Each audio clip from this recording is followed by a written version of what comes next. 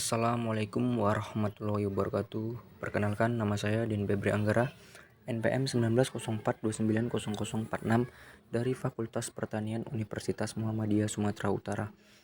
Di sini saya ingin mempresentasikan tentang tanaman kacang hijau yang saya buat. Dan masuk saja kita ke slide yang pertama, yaitu ada pengertian kacang hijau.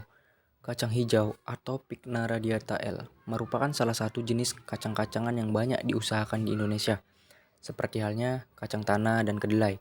Akan tetapi, pembudidayaan masih terbatas.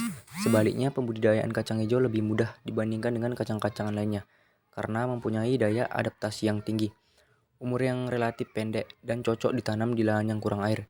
Di Indonesia, kacang hijau menduduki urutan ketiga dari jenis tanaman kacang-kacangan setelah kacang tanah dan kedelai.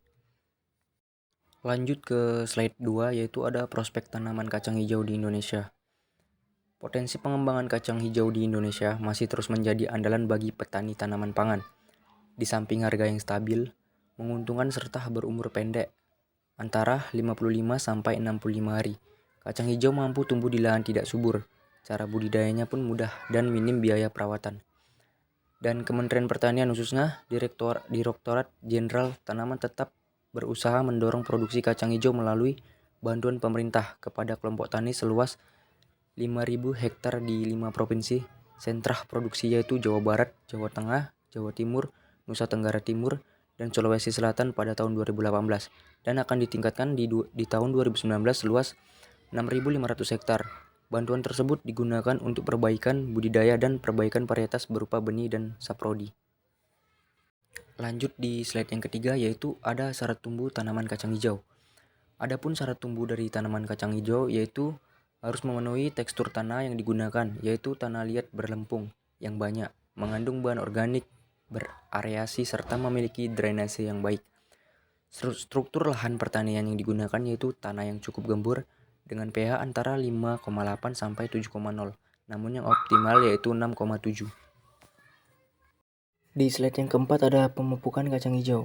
Pada umumnya pemupukan kacang hijau di lahan sawah tidak meningkatkan hasil biji, kecuali pada tanah yang kaya unsur hara yang dibutuhkan tanaman. Respon yang kecil pada tanaman kacang hijau terhadap pemupukan diduga akibat pengaruh residu pupuk dari tanaman padi. Sudah mencukupi untuk pertumbuhan tanaman. Masuk ke slide yang berikutnya, yaitu ada penentuan panen kacang hijau. Adapun penentuan dari panen sangat penting agar tidak terlambat dan biji berceceran di lapangan. Umur tanaman kacang hijau untuk dapat dipanen tergantung dari varietasnya. Untuk varietas genja sekitar 5.865 hari, sedangkan varietas berumur panjang sekitar 100 hari. Dan slide selanjutnya yaitu ada manfaat kacang hijau bagi kesehatan. Kacang hijau mempunyai kandungan protein yang sangat tinggi dan merupakan sumber mineral yang cukup penting bagi tubuh manusia seperti kalsium dan fosfor. Sedangkan untuk kandungan lemaknya adalah asam lemak yang tidak jenuh. Kandungan lemak pada kacang hijau tersusun atas di 73% asam lemak yang tidak jenuh serta 27% asam lemak yang jenuh. Biasanya jenis kacang-kacangan ini memang mengandung banyak lemak tidak jenuh yang cukup tinggi. Kandungan lemak tidak jenuh yang cukup tinggi juga penting untuk menjaga kesehatan jantung manusia. Dan sekianlah presentasi tentang tanaman kacang hijau dari saya. Kurang lebihnya saya mohon maaf. Dan saya akhiri dengan wabillahi taufiq wal hidayah. Wassalamualaikum warahmatullahi wabarakatuh.